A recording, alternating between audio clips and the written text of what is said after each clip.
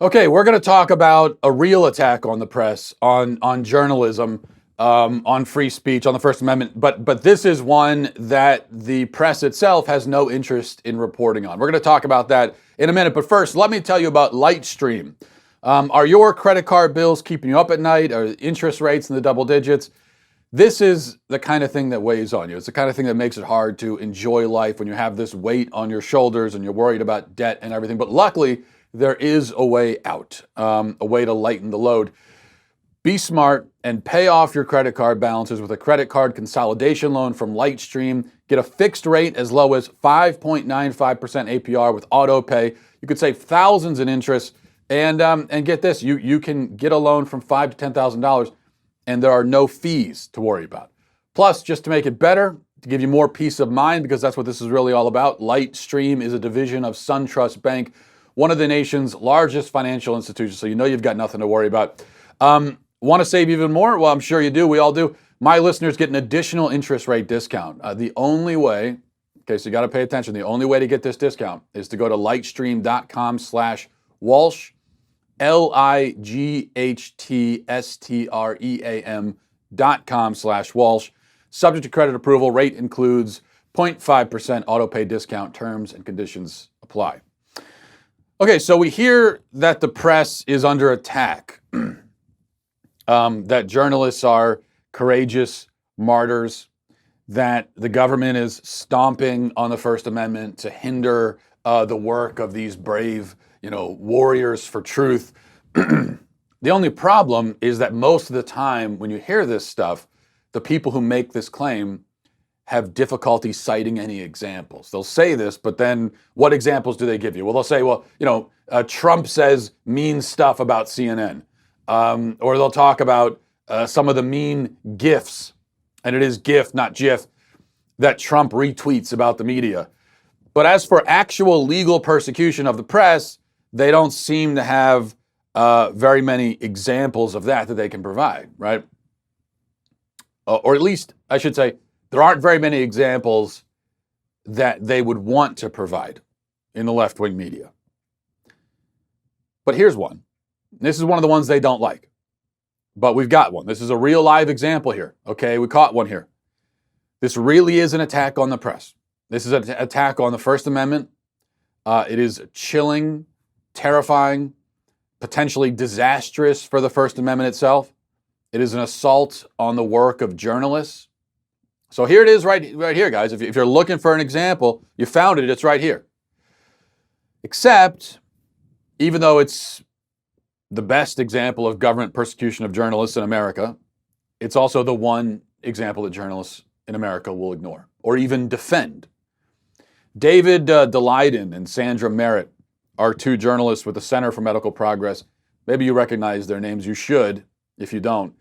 They're the people who infiltrated Planned Parenthood in an undercover investigation a few years ago, and they revealed widespread criminal conduct at every level of the organization. They revealed, among other things, that Planned Parenthood haggles over and sells the body parts of the babies that they kill.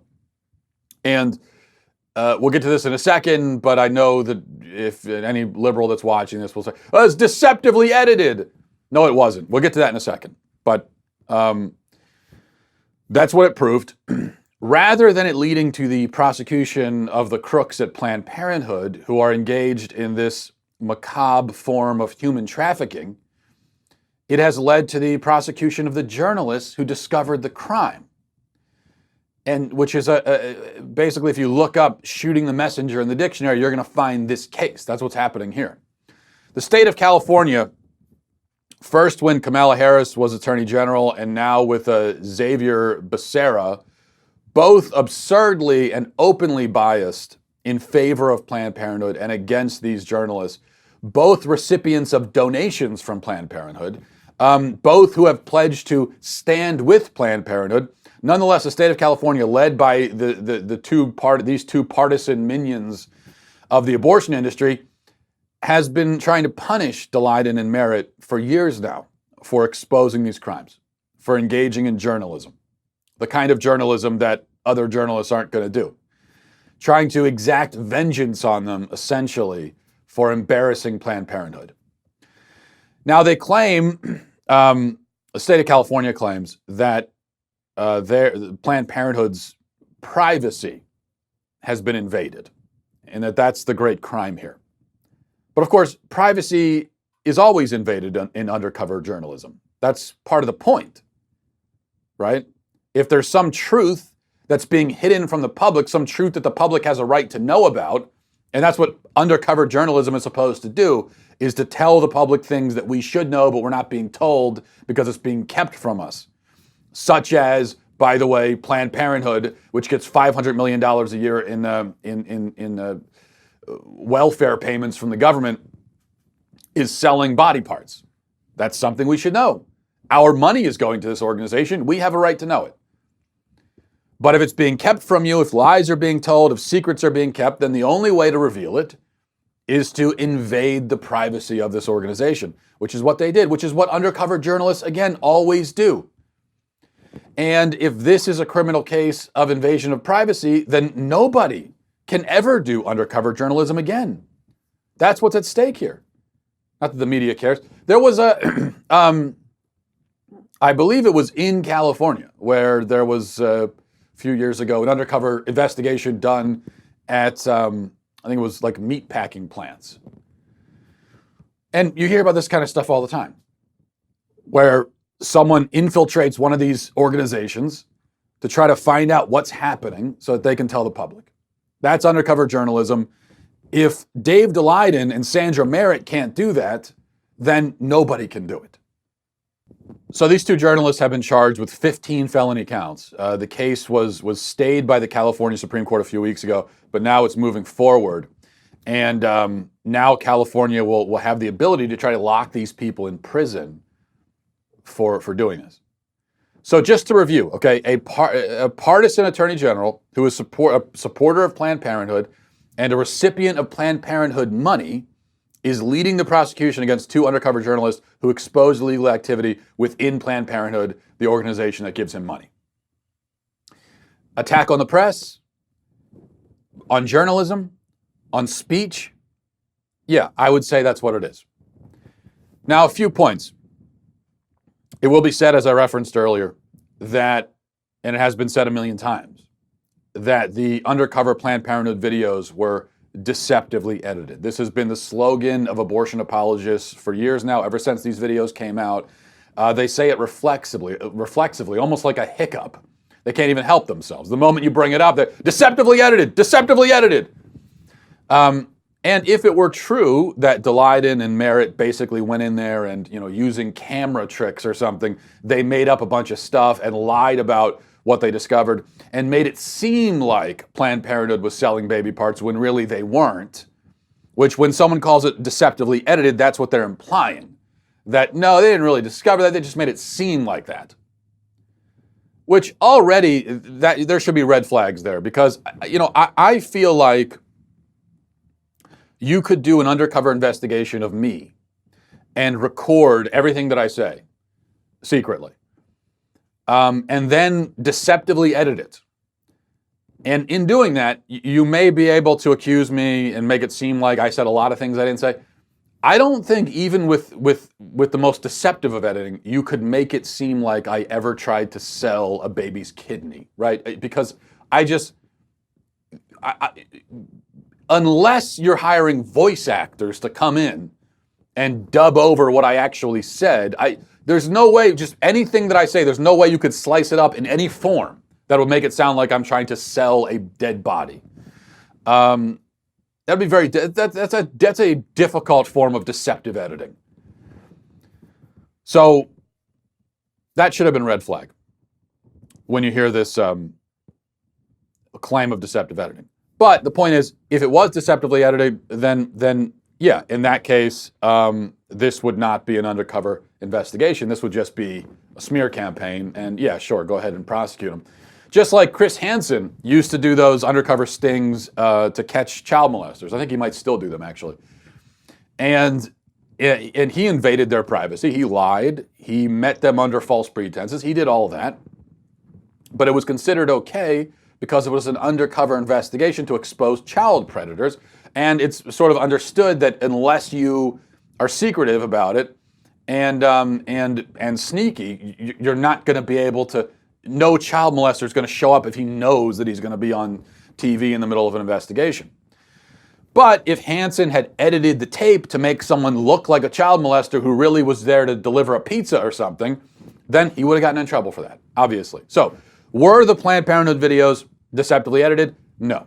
No, they were not. It has been proven that they weren't. I want to emphasize that. It has been proven that they were not deceptively edited. The people who say that they were deceptively edited are either ignorant or lying. There is no third option.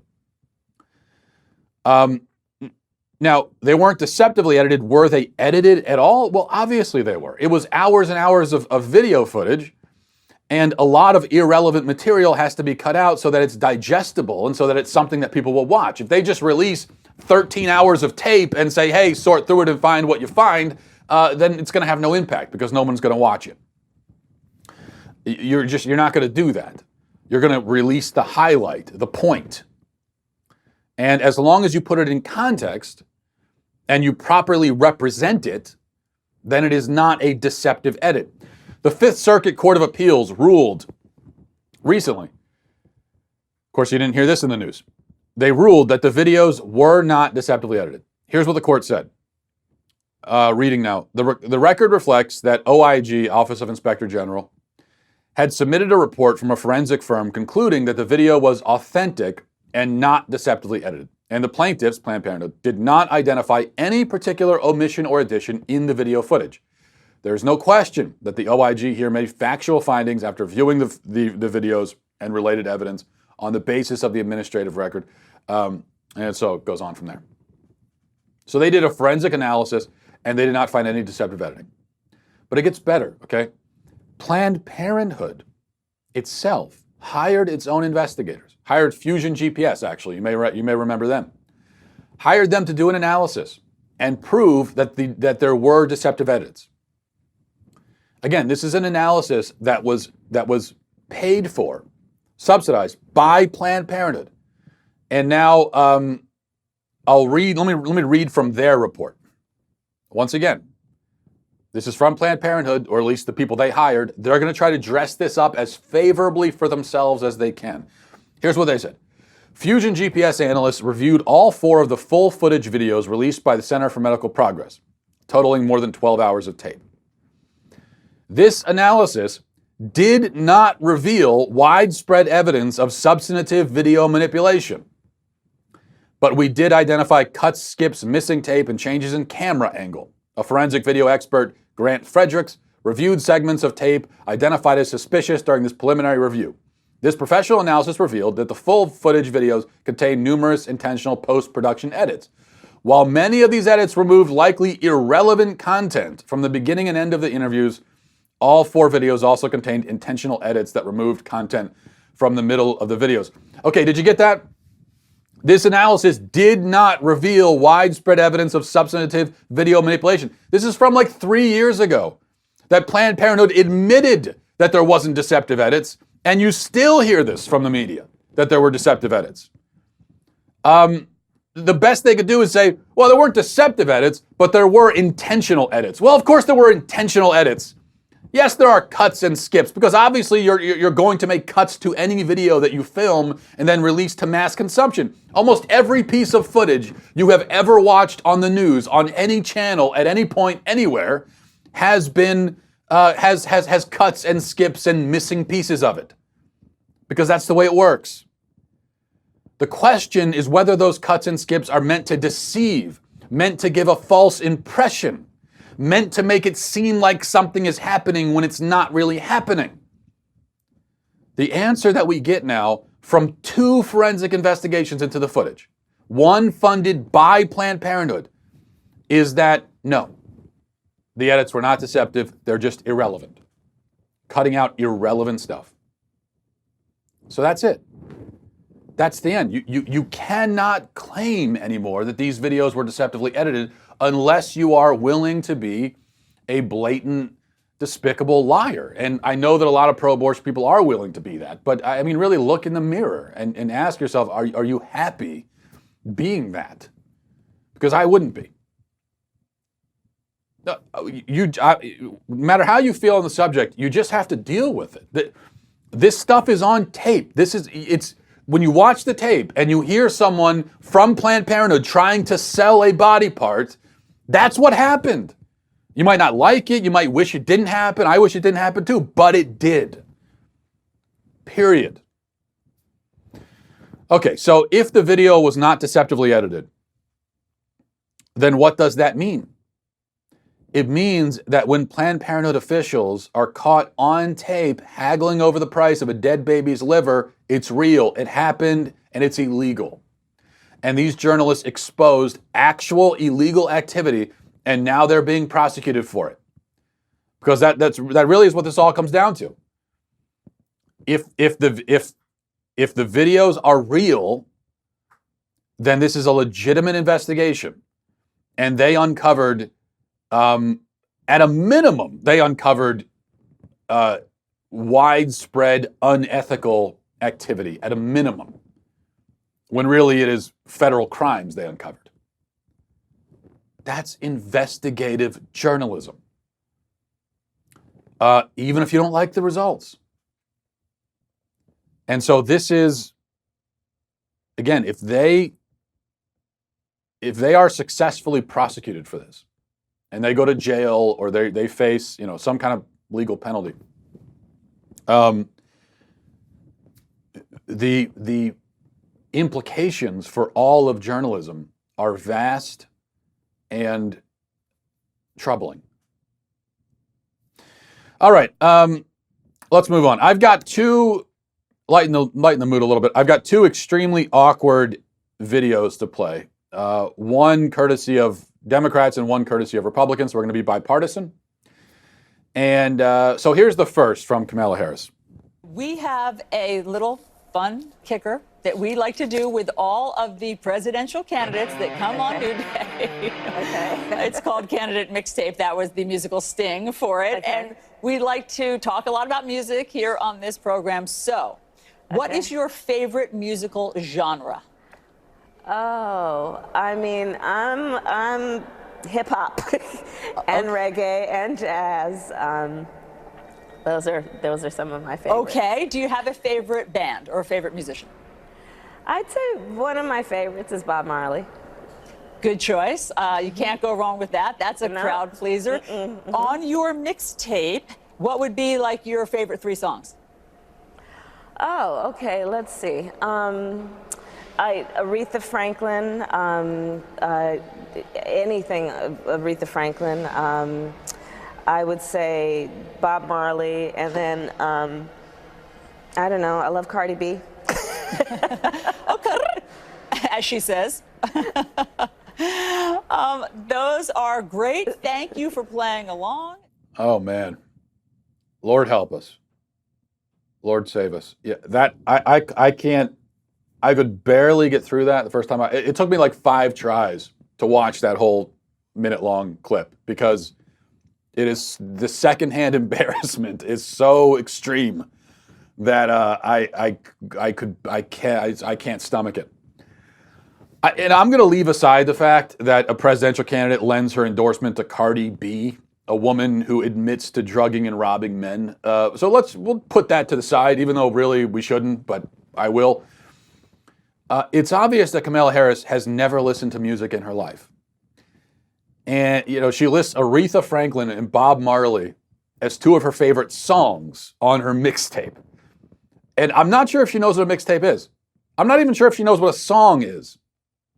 My favorite song is Elvis Presley by the Beatles from the album Radiohead.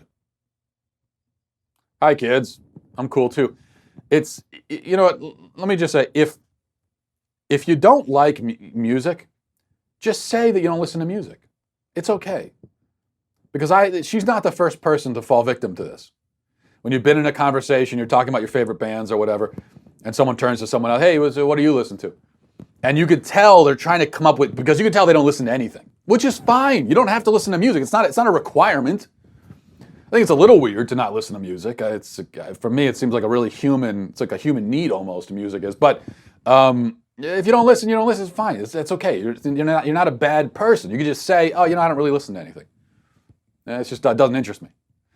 But then but people don't want to say that because they feel like they're going to be judged, which they will be a little bit. If you don't listen to music, I'm going to judge you a small amount. Not that, just a little bit of judgment I'm going to throw at you. And it'll fade. Don't worry. It's just a little moment of judgment. No big deal.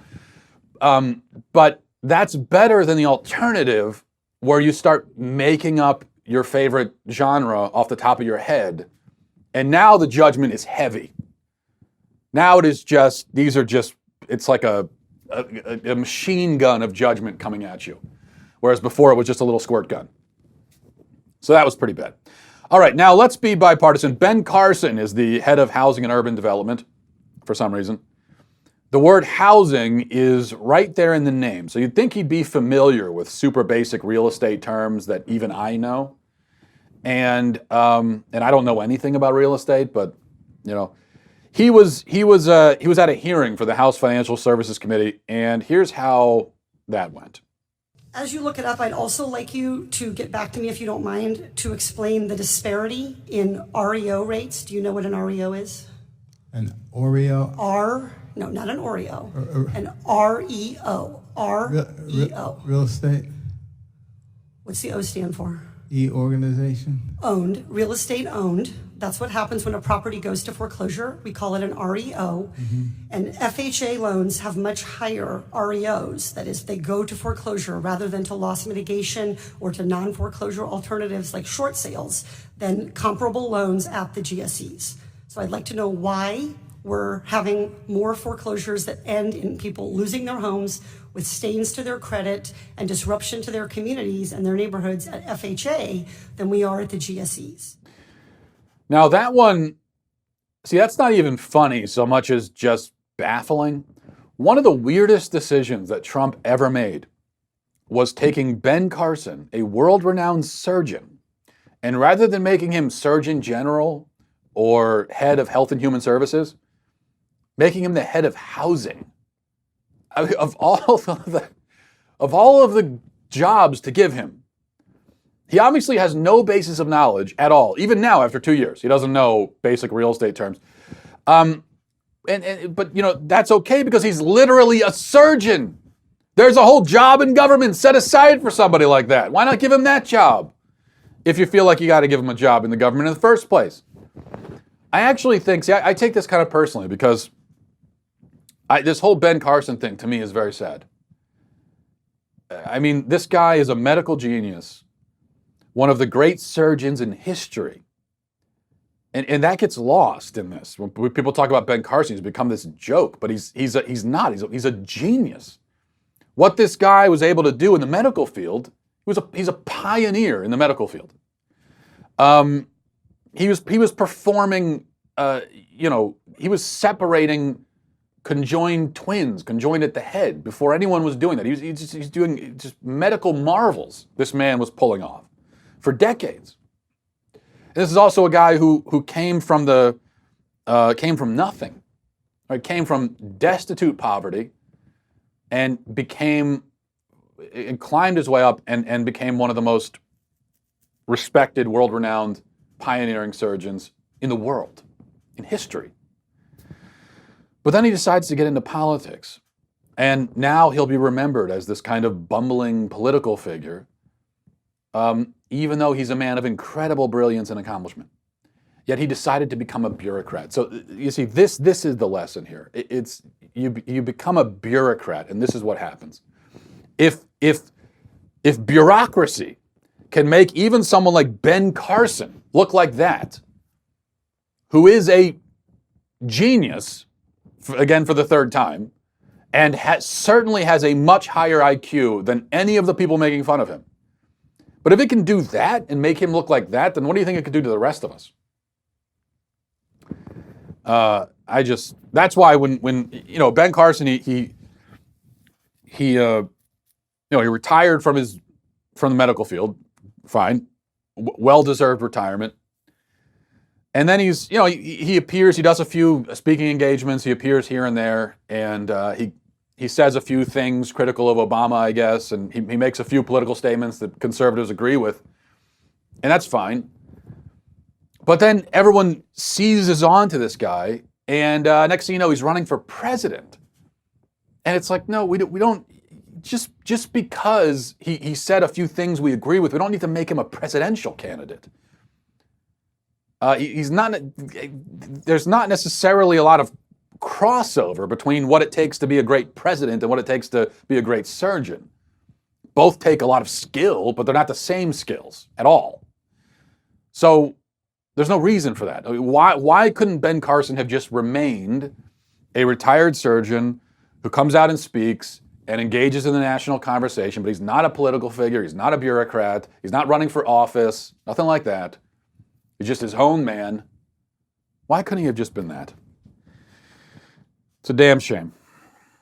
All right, let's discuss something else non-political before we go. Well, that was political, so we'll discuss something non-political for once before we get into emails. Let's talk about jewelry, girls. We'll have a little girl talk because there's nobody better to lead that conversation than me.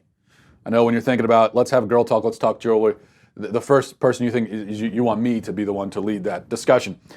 A few days ago, somebody on Twitter, I'm not going to throw her name and Twitter handle out there because I'm not trying to add to the dog pile, but I do want to talk about this subject, so I'm just using this as the entrance into the subject. So this woman on Twitter said, I would dump a guy if he got me a nasty, cheap Pandora ring for my engagement. A guy spends 20% of his yearly salary on a ring. Don't you agree, girls? Now, this might even be a parody account. Honestly, I'm not sure. It's impossible to tell anymore what's parody, what isn't. I don't know. It doesn't really matter. The point is, I want to talk about this whole thing, this tradition of buying a very expensive piece of jewelry. Because before you get married, during this discussion on social media, some people, and these were real people for sure, basically came to this woman's defense and told me that the rule is, this is the rule, the tradition, the custom, is that you're supposed to spend 2 months' salary, so 4 to 8 pay periods worth, on an engagement ring. That is the tradition. 2 months' salary. Now let's be clear that the tradition of spending 2 months' salary on a ring is like the tradition of going to a designer clothes store and spending $86 on a t-shirt. It may be something that people do out of vanity. It may be something that a lot of people do. It may be something that people have been doing for a little while now, but it's not some sort of deep, ancient human custom that we have to preserve at all costs. Most humans on Earth, throughout the history of the Earth, have not spent that kind of money on t-shirts, and they don't spend that kind of money on jewelry. So this is not really a human tradition that dates back very far. These are customs invented by the companies who sell the stuff, okay? The keepers, the preservers of the 2 month salary for a ring custom are jewelry stores, not surprisingly, because they profit from it. The custom was invented somewhat recently by jewelry stores, and it is totally crazy. It is just completely crazy. You're starting out your life together. You're beginning the journey. Probably you don't have a lot of money. Most young married couples don't. Some do. And you know what? If you're a multi-millionaire, then everything I'm saying put to the side. I mean, do what you want. It's you've got the money, I guess. But talking to normal people in a normal situation, you're getting married, you don't have a lot of money, you're starting your journey together. This is the way it was for me and my wife when we got married 7 years ago. And you're going to start out in a financial hole so that you can spend 4 to 8 paychecks on a fashion accessory? If you're, think about the saving that requires.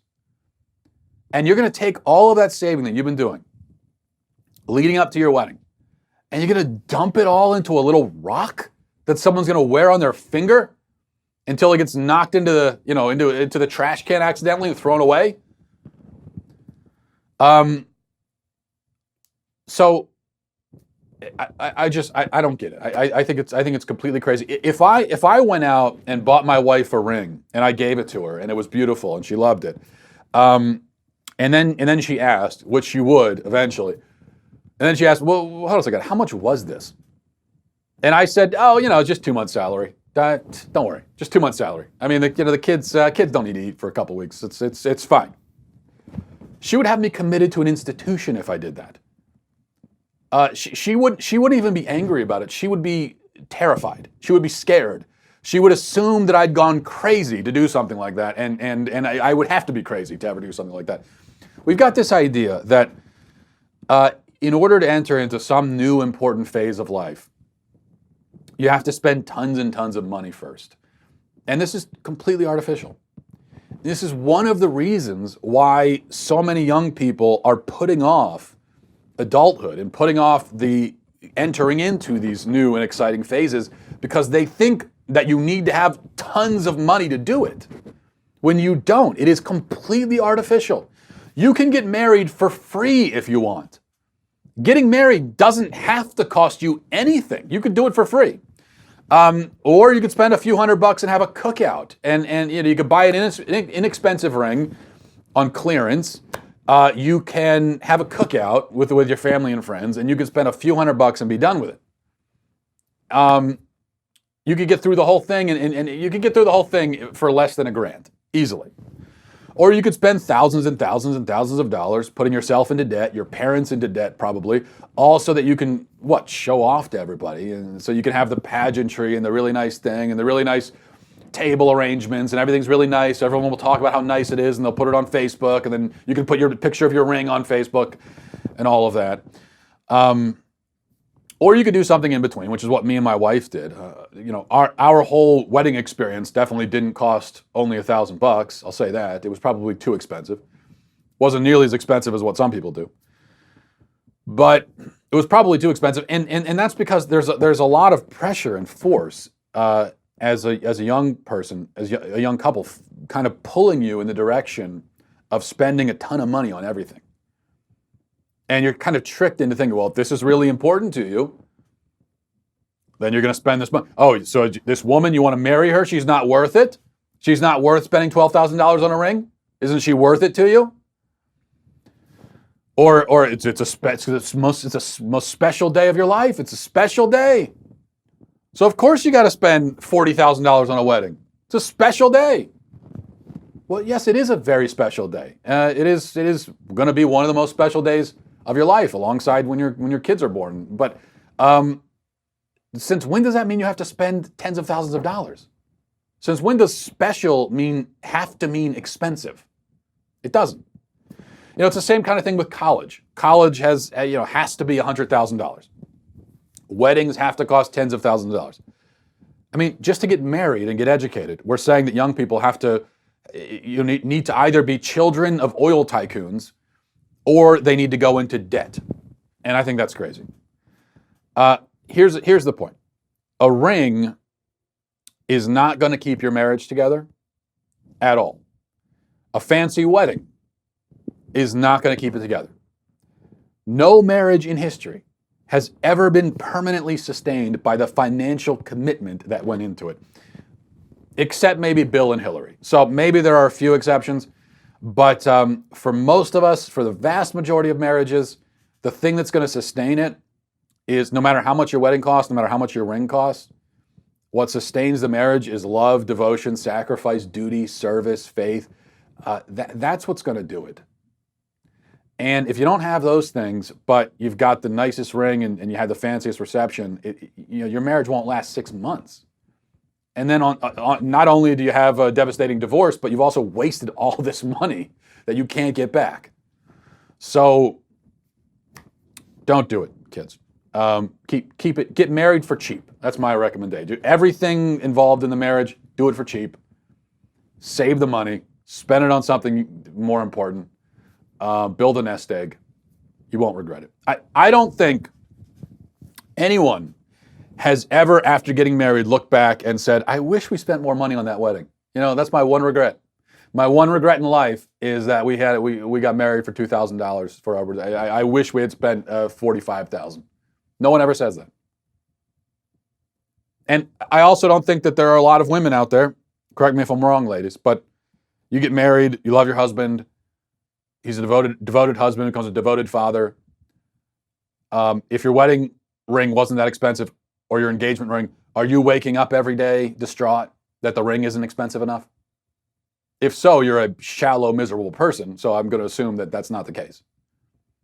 And anyway, down the line, once you've been married and you've saved some money as a man, if you want to treat your wife then and go out and buy her a more expensive ring, now that you've got the money and you can do it and you can afford it, you can always do that. You can buy your wife jewelry anytime. You don't need to do it when you're both broke and not even married yet. All right. Let's see. MattWalshShow@gmail.com. MattWalshShow@gmail.com. This is from Aaron. Says, "Hi, Matt. Thanks for doing the show. It's great. On the show, you stated that you don't believe that upping the age to buy tobacco products and vaping would be beneficial. Do you feel the same about firearms? I feel there should be one age to do everything, say 19. Buy and carry guns, buy alcohol and tobacco, join the military, drive a car, all other things that adults are entitled to do.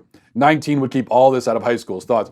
It is kind of interesting. You think of someone doing all of that all at once in one day. I mean, that would make for a really interesting 19th birthday. Got my gun, I got my cigar, I got my booze. Let's go join the military, folks. And I'm driving too.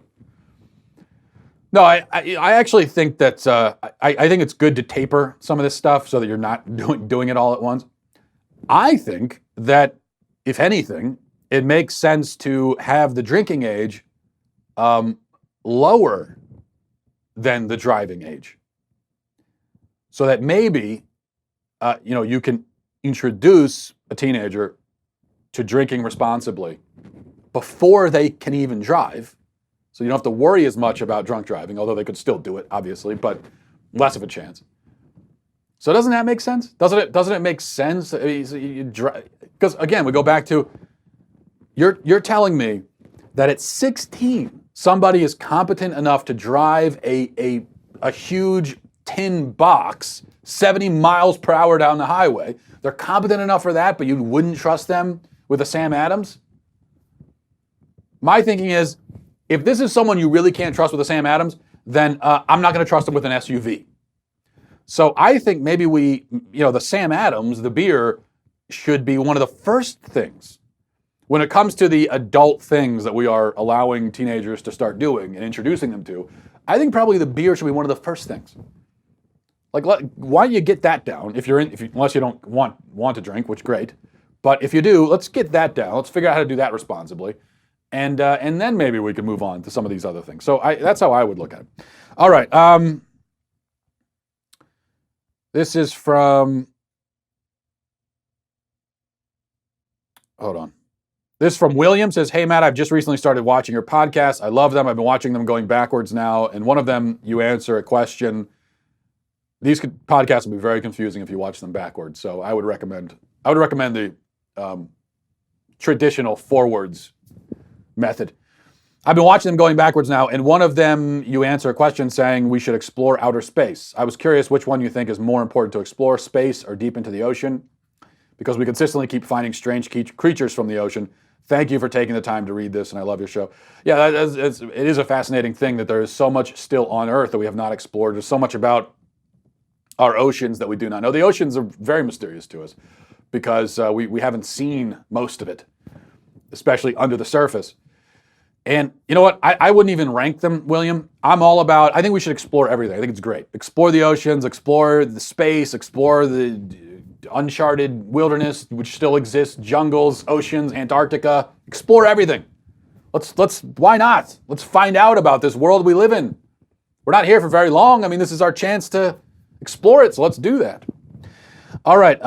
From Rose, says, "Hi, Matt, love the show. I'm impressed by the fact that you have hobbies.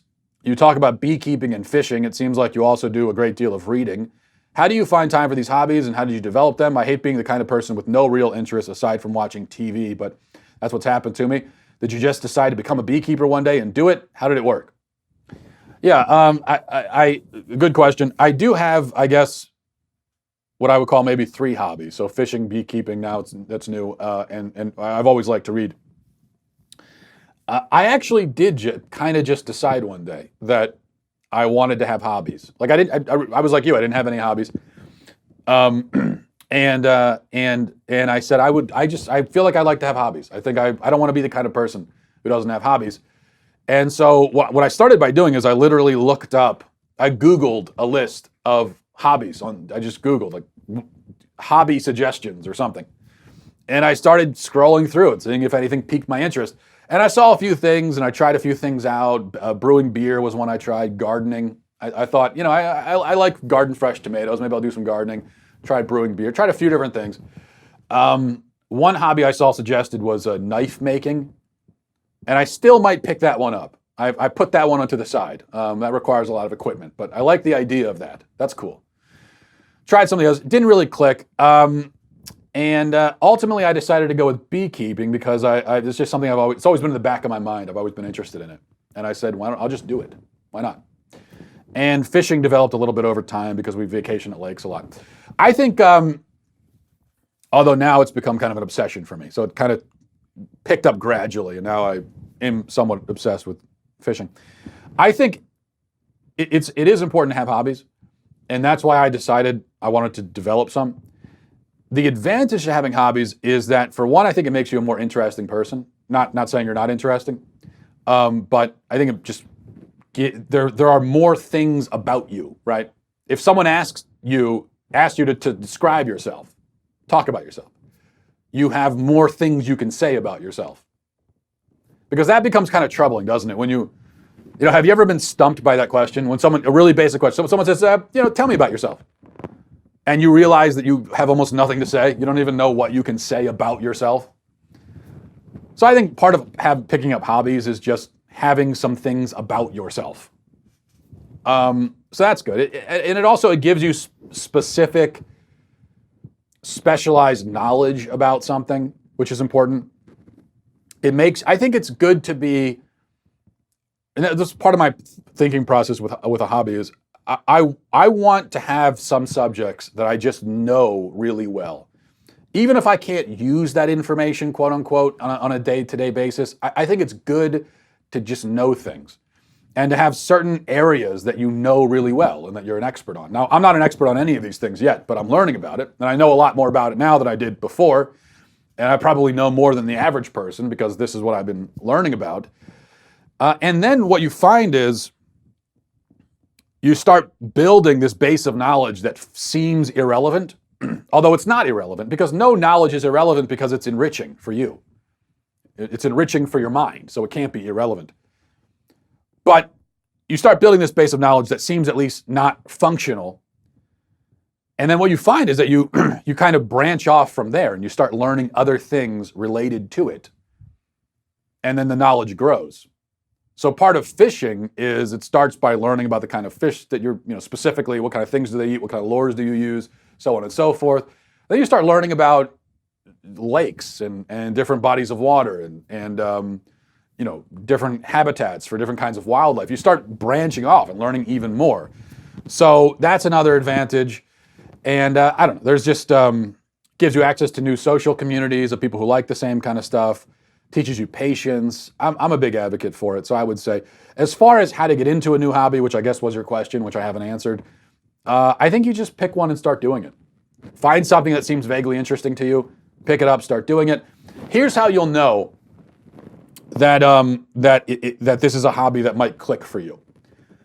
Is when you first start doing it, you're, depending on what it is, you're probably not going to be good at it. You'll probably be very bad at it and clueless. But if you can still enjoy it, and even kind of mysteriously enjoy it, like you don't even know why you enjoy doing this thing, but you do, and you enjoy learning about it and reading about it, then I think that's a hobby that will stick. If you try it for months and you're bad at it and you don't enjoy it and it just is terrible, you can just give it up and find a new one. That one's not for you. But if you can enjoy it when you're bad at it, then that means it's a good hobby, and it also means eventually you'll probably be really good at it. So that's my thoughts on hobbies for you. All right, we will, I think, leave it there. Thanks everybody for watching. Thanks for listening. Godspeed.